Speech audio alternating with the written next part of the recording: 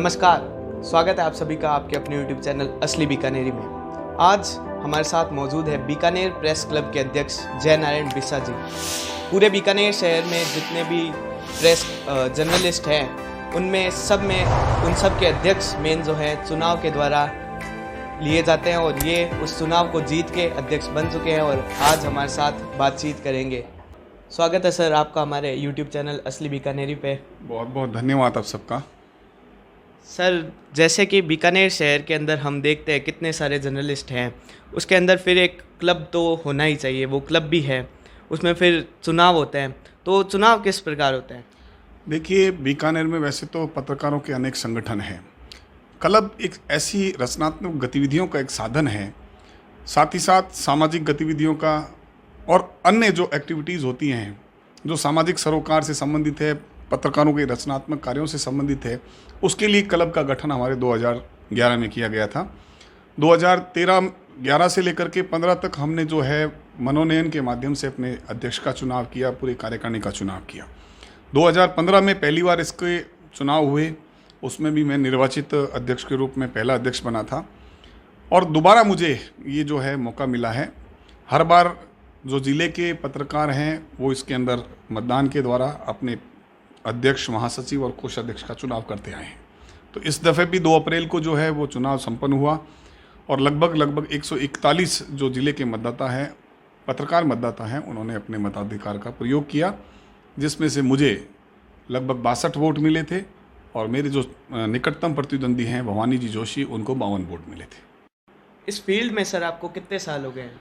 देखिए, मेरा लगभग 22-23 सालों से पत्रकारिता का अनुभव है और मैंने एक छोटे से पत्रकार समाचार पत्र में, छोटा समाचार इसलिए नहीं कहना चाह रहा हूँ क्योंकि समाचार पत्र कोई छोटा बड़ा नहीं होता है, लेकिन उसकी जो जनता में अप्रोच होती है, प्रसार संख्या की बात मैं कर रहा हूँ, तो मैंने अपनी शुरुआत एक ऐसे पत्रकार उससे की थी जिसकी प्रसार संख्या चाहे भले कम हो, लेकिन उनकी लोकप्रियता, खबरों की लोकप्रियता उसकी बहुत ज़्यादा थी। तो वहाँ से मेरी शुरुआत हुई। 2003 में लगभग मैं इस क्षेत्र से जुड़ा था और उसके बाद से निरंतर मैं अलग अलग संगठनों में, बीकानेर के पत्रकार समाचार पत्रों में, प्रदेश के समाचार पत्रों, चाहे पंजाब केसरी हो, चाहे और कोई समाचार पत्र हो, उसमें काम किया है मैंने। टीवी चैनल्स में भी मैंने काम किया है और अब मैं अपना खुद का एक पोर्टल जो है खुलासा पोर्टल नाम से अभी चला रहा हूँ। सर, इतने सालों से फील्ड में आपने कई पत्रकारों के साथ काम किए हैं, सबसे ज़्यादा मज़ा जो हम कहते हैं फील्ड में किस पत्रकार के साथ आपको आया है? देखिए, मेरे साथ में काफ़ी पत्रकार वरिष्ठ साथियों ने भी काम किया है, मैंने उनके सानिध्य में भी काम किया है। मैं किसी एक का नाम तो यहाँ इसलिए नहीं ले पाऊँगा क्योंकि सबसे मुझे कुछ ना कुछ सीखने को मिला है। हाँ, ये बात ज़रूर है कि मैं चाहे चिकित्सा फील्ड में काम किया है, चाहे पुलिस के संदर्भ में कोई बीट मेरे को मिली है, चाहे और किसी विभाग की मुझे बीट मिली है, सब विभागों में हमारे पत्रकारों में आपसी समन्वय इस टाइप से होता है कि सभी अलग अलग क्षेत्र में काम करने के बाद एक दूसरे के सहयोग से हम काम करते हैं। ठीक है, खबरें, अपनी एक स्पेशल खबर जो होती है वो शायद हम एक दूसरे से शेयर ना करें, लेकिन आम तौर पर जो खबरें होती है, बीट की खबरें, वो एक दूसरे से हम ज़रूर शेयर करते आए हैं। भाषा अलग होती है सबकी लिखने का अंदाज अलग होता है। केवल स्पेशल स्टोरी जिसको हम कह सकते हैं, जिसको अपने नाम से चलाने की बात आती है, तो वो स्टोरियाँ जो होती है वो नहीं शेयर कर पाते। पत्रकार बहुत साथी हैं, चाहे मैं किस का नाम गिनाऊं, सब के सानिध्य में मैंने काम किया है, सबसे मुझे अच्छा सहयोग मिला है, चाहे मेरे वो जूनियर हैं, चाहे वो मेरे सीनियर हैं, सब ने किसी से कुछ ना कुछ सीखने को मुझे मिला ही है। सबसे पहला जो आपने ज्वाइन किया था पत्रकारिता की लाइन में, वो कौन सा न्यूज़ पोर्टल या फिर था? राजस्थानी चिराग सांध्यकालीन अखबार था, जिसमें मैंने अपनी पत्रकारिता लाइफ शुरू की थी। मैं उस समय मेरे को हालांकि इतना अनुभव नहीं था, लेकिन उसके जो संपादक थे मोहन जी शर्मा, उनसे मैंने बहुत कुछ सीखा। उसके बाद दैनिक युग पक्ष, जिसको पत्रकारों की प्रयोगशाला कहा जाता है, वहाँ उमेश जी सक्सेना मेरे गुरु के रूप में रहे। छोटी मोटी जो गलतियाँ मेरे साथ होती थी तो वो मुझे बैठ के समझाते थे कि इस शब्द को आप इस तरह से यूज़ करो, किस तरह से इसकी हेडलाइन लिखनी है, किस तरह से उसका इंट्रो लिखना है। तो ये सब चीज़ें जो हैं मैंने अपने 6 महीने के कार्यकाल में सीखा। पत्रकारिता जब मैंने उसकी उपाधि ली, BJMC इसकी डिग्री ली, तो उस डिग्री के अंदर हमें एक किताबी ज्ञान तो बहुत दिया जाता था, लेकिन प्रैक्टिकली जो ज्ञान होता है वो आप अखबार में जब तक काम नहीं करोगे तब तक आपको नहीं मिलेगा। जब तक हम फील्ड में नहीं उतरेंगे तब तक इस फील्ड में हम कुछ नहीं कर सकते। सर, जो ये फील्ड है आपकी, इसमें ज्वाइन होने से काफ़ी लोग डरते हैं क्योंकि ये बहुत मुश्किल काम होता है सबके लिए। आपने क्या सोचा और क्यों इस फील्ड में आने का निर्णय लिया? देखो, जब मैं स्कूल में पढ़ता था तो मुझे शुरू से इस पत्रकारिता का शौक़ था। चाहे कॉलेज की विज्ञप्ति है, चाहे स्कूल की विज्ञप्ति है, मैं राष्ट्रीय समाज ये सेवा योजना NSS जिसको कहते हैं उससे जुड़ा, NCC से जुड़ा, और दूसरे जो स्कूल लेवल के और कॉलेज लेवल के इस प्रकार के छात्र गतिविधियों के एक क्लब थे उनसे मैं जुड़ता था, उनकी मैं खबरें लिखता था। तो मेरा शुरू से ये शौक़ था, और ये शौक़ कब पत्रकारिता के रूप में बदल गया मुझे खुद को पता नहीं लगा। जब मैंने 2003 में BJMC की थी तो BJMC करने के बाद सभी ने कहा कि भी डिग्री लेने से कुछ भी फ़ायदा नहीं है, अगर आप फील्ड में उतर करके आप नहीं सीखोगे तब तक आपको इसका ज्ञान नहीं होगा, अनुभव नहीं होगा। और वास्तविकता यही है, जब मैंने फील्ड वर्क किया तब मैंने अपनी अलग पहचान बनाई।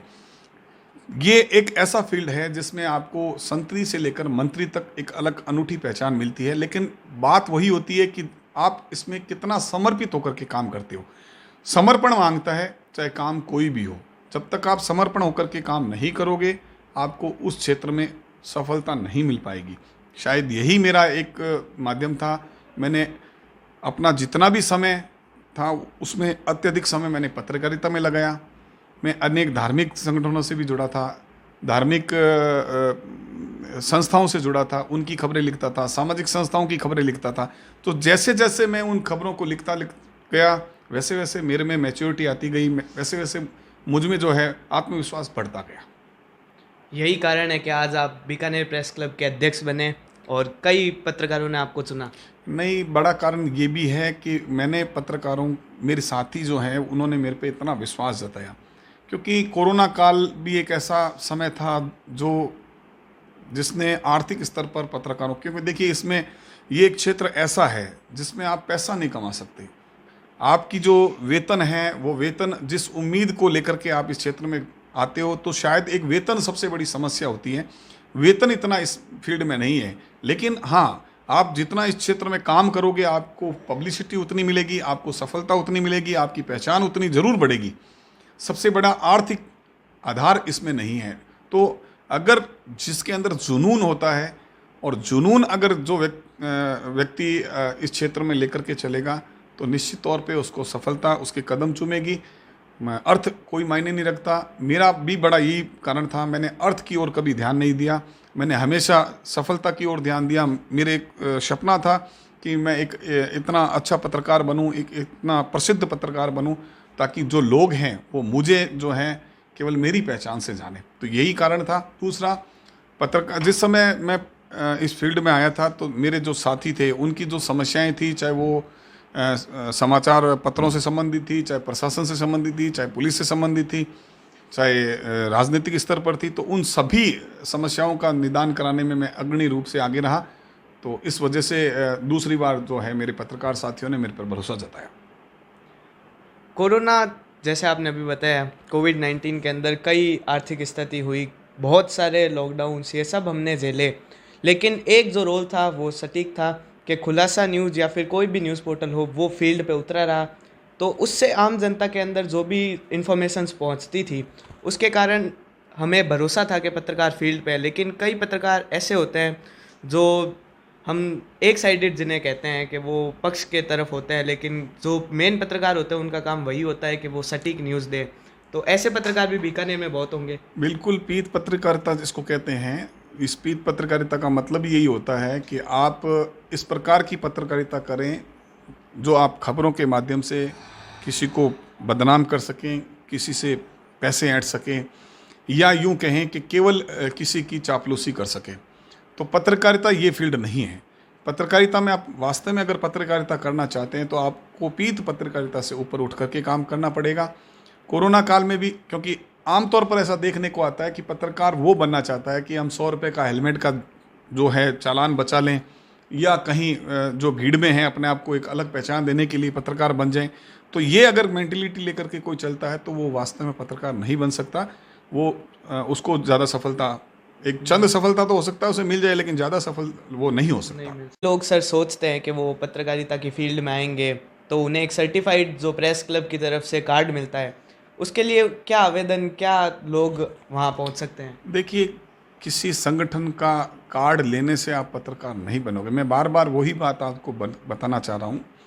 वास्तव में अगर कोई युवा इस क्षेत्र में आना चाहता है और उसमें वो अपनी प्रतिभा को इस क्षेत्र में प्रदर्शित करना चाहता है, तो उसके लिए सबसे पहले उसे उस जुनून से काम करना पड़ेगा।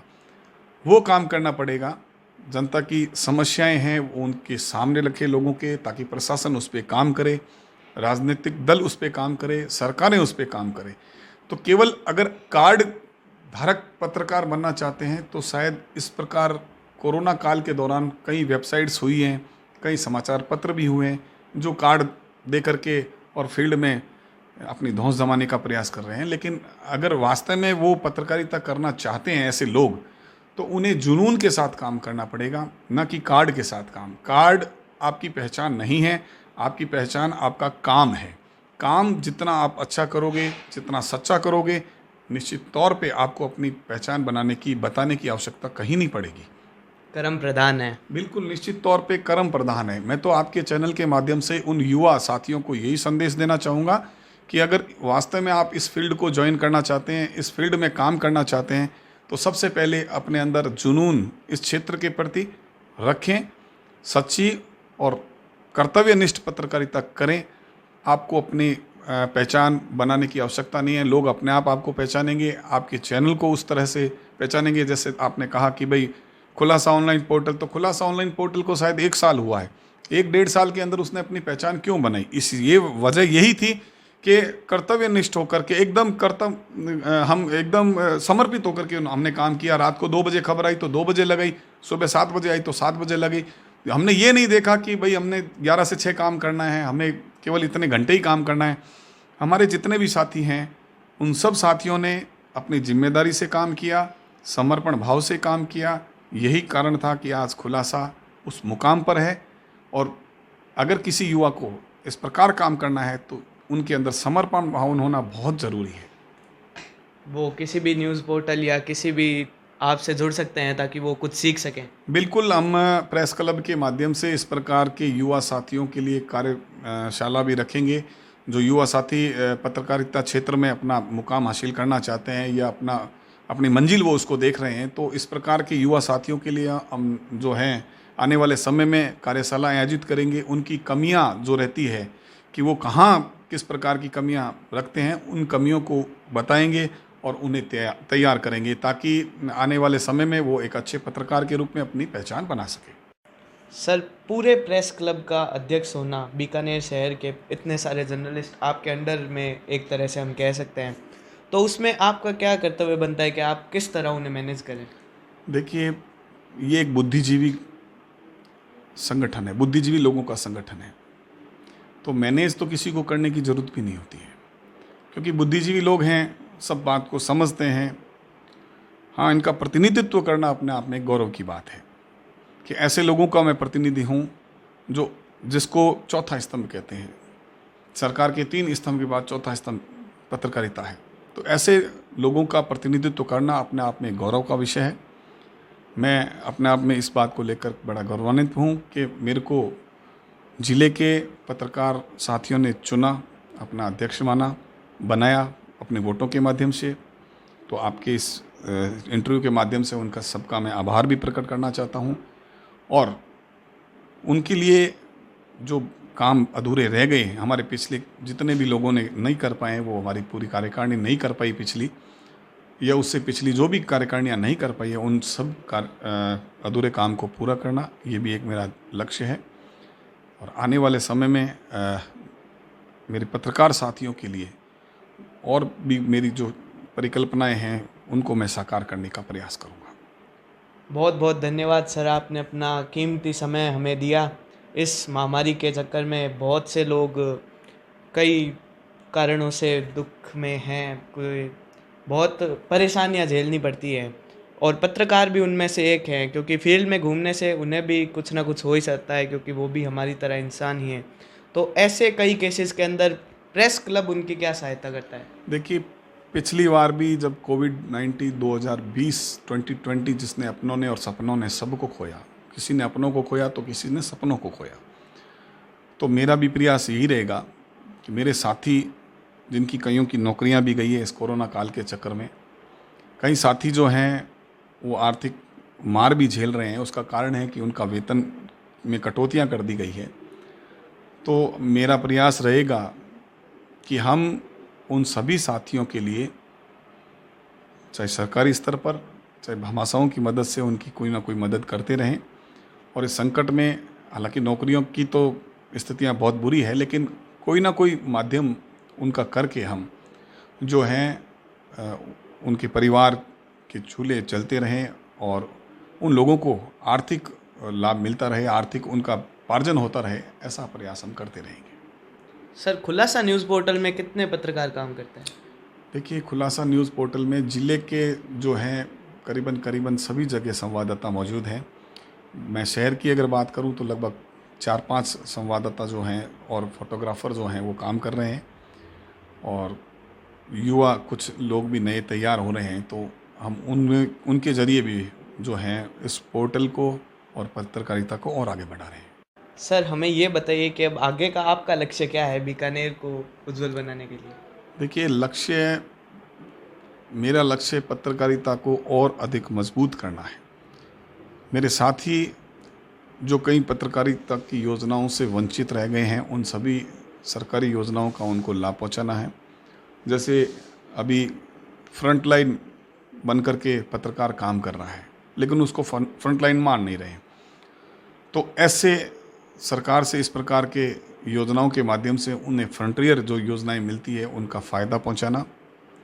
जो मेरे वंचित साथी सरकार की किसी योजना से रह रहा है तो उसको भी उसका लाभ पहुंचाना, क्योंकि हमारा क्षेत्र जो है वो एक सीमित क्षेत्र है। मैं बीकानेर के लिए तो क्या काम कर सकता हूँ, बीकानेर में जो विकास की गति को नहीं पकड़ पा रही है, तो हम अपनी कलम के माध्यम से लोग सरकारों का ध्यान उसकी ओर आकर्षित करेंगे। ये भी हमारा एक लक्ष्य है, ताकि बीकानेर को विकास की गति मिल सके। और जिस प्रकार की कोई पुलिस या प्रशासन की कमियां हैं या जो अधिकारियों की कमियां हैं, उनको उजागर करके आम जन को कितनी राहत पहुंचा सके, यही हमारा ध्येय है। सर, जैसे कोरोना महामारी है तो प्रशासन कई ऐसे नियम लाती है, गवर्नमेंट ऐसे नियम लाती है, गाइडलाइंस आती हैं, लेकिन जब एक न्यूज़ रिपोर्टर उसे पहुंचाने में असफल रह जाता है तो उसके मन में क्या रहता है? देखिए, कभी भी जब इस प्रकार की कोई महामारी होती है, इस प्रकार का जब संकट आता है, पल में तोला पल में मासा वाली स्थिति रहती है। हर वक्त जो है, जो नियम कायदे कानून ये बदलते रहते हैं। कुछ नहीं होता है, एक्चुअली में प्रतिस्पर्धा होती है। हर अखबार, हर समाचार पत्र, हर न्यूज़ चैनल, हर पोर्टल ये चाहता है मैं जल्दी फ्लैश करूं, ब्रेकिंग न्यूज़ करूं। मलाल उस समय ही रहता है कि हम किसी चीज़ को जल्दी ब्रेक नहीं कर पाए। कमियां हो सकता है किसी में भी रही हो, मुझ में भी रही होगी कहीं ना कहीं कमी, लेकिन उन्हीं गलतियों को, उन्हीं कमियों को हम सुधारते हैं, उन पे काम करते हैं, और काम करने के साथ ही हम वापस जो है अपने उस लय में आते हैं। तो अगर कोई भी कमी रहती है तो सबसे पहले आप उस कमी को कंसल्टेशन कीजिए, उस पर एकाग्र होके काम कीजिए। जब आप एकाग्र होके काम करोगे तो शायद हो सकता है कि वो कमियां आपकी दूर हो जाए। सर, जैसे बीकानेर शहर की हम बात करते हैं तो यहाँ पे प्रशासन जो भी काम करता है, लेकिन एक सोच अलग रहती है पत्रकारों की कि ये ऐसा होना चाहिए था। कई बार हो जाता है मिसअंडरस्टैंडिंग, तो वो आपके साथ नहीं, ऐसी बात नहीं है, मिसअंडरस्टैंडिंग नहीं होती है। कई बार जैसे प्रशासनिक अधिकारी बदलते रहते हैं, पुलिस के अधिकारी बदलते रहते हैं, पुलिस के जवान बदलते रहते हैं, तो कहीं ना कहीं क्या होता है कि जब उनको उसकी पहचान पता नहीं लगती है, तब हो सकता है किसी में वाद विवाद की स्थिति पैदा हो जाए। हमारे साथ भी ऐसा कई बार हुआ है, लेकिन ये एक प्रोफेशन के साथ जुड़ा हुआ मुद्दा है, और ऐसा माना जाता है कि पत्रकारिता के प्रोफेशन में ये एक काम का एक हिस्सा होता है, इसलिए विवाद भी एक हिस्सा होता है। लेकिन आपसी समन्वय के बाद जब समझाइश होती है, जब उनके सामने प्रॉपर बात आ जाती है, तो इस प्रकार के विवाद भी ख़त्म हो जाते हैं। प्रशासन इस प्रकार की जैसे महामारी है या कोई संकट की परिस्थितियां पैदा होती है तो पत्रकारों से संवाद भी वो करती है और लोगों की फीडबैक लेती है, और फीडबैक के आधार पर जो होता है, पत्रकार के फीडबैक के आधार पर ही प्रशासन जो है और सरकार जो है वो काम करती आई है। यही है। और सर हमें बताइए कि आप इतने सालों से फील्ड में हैं, जर्नलिस्ट हैं आप, आपके साथ कभी कोई ऐसा किस्सा हुआ हो प्रशासन या किसी अधिकारी के साथ जो आप हमारे साथ शेयर करना चाहें? देखिए, ऐसे किस्से मैंने आपको कहा ना कि हमारा वर्क इस प्रकार का है, पुलिस अधिकारियों से उलझने का भी काम कई बार हुआ है, कई बार राजनेताओं से उलझने का काम भी हुआ है, तो होते हैं, ये काम का हिस्सा है, सुलझते भी हैं मुद्दे। मेरे साथ जब मैं 2015 में अध्यक्ष था, मेरे साथी का कोई हेलमेट चालान कट गया, उसने कहा हेलमेट नहीं पहना हुआ था, मैंने कहा चालान कटवाओ, चालान भी उसका कट गया, उसने कटवा भी लिया, लेकिन उसके बाद उस संबंधित पुलिस अधिकारी ने उसको 151 में अंदर रख दिया। जब ये बात हमें पता लगी, हमने तुरंत प्रभाव से पुलिस के आला अधिकारियों से बात की, हमारे सभी साथी आक्रोशित हुए, लगभग 7-8 घंटे इस प्रकार का विवाद चला। विवाद के बाद पुलिस अधिकारियों की से वार्ता में हमारी जो मांग थी, हमारे उस मांग को माना गया। तो इस प्रकार के विवाद निरंतर होते रहते हैं, तो ये विवाद के विषय नहीं होते हैं, एक्चुअल में ये जो होते हैं काम में जो इस प्रकार की जिसको कहते हैं ना मिसअंडरस्टैंडिंग हो जाती है, तो शायद ऐसी कई बार मेरे साथ भी हुई है, लेकिन इस प्रकार के विवाद हमने निपटाए भी हैं और आने वाले समय में भी, मैंने आपको कहा, अधिकारी बदलते हैं, पुलिस भी बदलती है, सब बदलते रहते हैं, तो 1-2 बार उनसे जान पहचान या उनसे जब मुलाकातें हो जाती है तो उसके बाद ये सब विवाद जो है ख़त्म हो जाते हैं। आज सर हमारे इस स्पेशल इंटरव्यू के माध्यम से आप अपने सारे साथियों को कोई एक बड़ा मैसेज देना चाहें तो? मैं तो यही मैसेज में देना चाहूँगा कि इस फील्ड में अगर कोई साथी आना चाहता है, युवा अगर इस फील्ड के माध्यम से अपनी मंजिल को हासिल करना चाहता है, तो वो अपने ध्येय को एक तय कर ले, अपना एक टारगेट बना ले, कार्ड धारक पत्रकार न बने, पत्रकारिता क्षेत्र में जुनून से काम करने वाला ही वास्तव में, क्योंकि मैंने देखा है, मैंने महसूस किया है, कई बार परिवार से कटना पड़ता है, सामाजिक गतिविधियों में भी शामिल नहीं हो पाते, पारिवारिक कार्यक्रमों से भी दूर रहना पड़ता है, कई बार इस प्रकार की परिस्थितियां भी झेलनी पड़ती है कि परिवार की नाराज़गी भी सिर चढ़ के बोलती है। तो ये सब चीज़ें दूर रख कर के अगर कोई काम करेगा तो उसे निश्चित तौर पे जो है सफलता उसके कदम चूमेगी। और आपके इस इंटरव्यू के माध्यम से मैं यही कहना चाहूँगा युवा साथियों को कि वह किसी भी स्तर पर पत्रकारिता को पीठ पत्रकारिता ना बनने दें, उसका मिसयूज़ ना करें, उसकी जो वास्तविक पत्रकारिता की बात जिसे हम कहते हैं कि सच्चाई के लिए लड़ें, अच्छाई के लिए लड़ें और संघर्ष जो जनता की समस्याएं हैं उसके लिए संघर्ष करें, न कि अपने लिए संघर्ष। क्योंकि आमतौर पर अभी जो पत्रकारिता चल रही है वो देखने को यूँ मिल रही है कि कार्ड धारक पत्रकार तो बहुत बनना चाहते हैं, काम धारक पत्रकार कोई नहीं बनना चाह रहा है। यही सच है। बहुत अच्छा अनुभव रहा सर से बात करने के बाद, हमें भी कुछ नई आशाएं जगी हैं और हम ऐसे ही काम करना चाहेंगे सर के साथ, क्योंकि सर एक अपने आप में एक आइडल के रूप में सभी पत्रकारों के सामने दिखते हैं और एक उनका मार्गदर्शन भी करते हैं। तो सर का कीमती समय सर आपने हमें दिया, इसके लिए हम धन्यवाद करते हैं असली बीकानेरी ग्रुप की तरफ से। बहुत बहुत थैंक यू।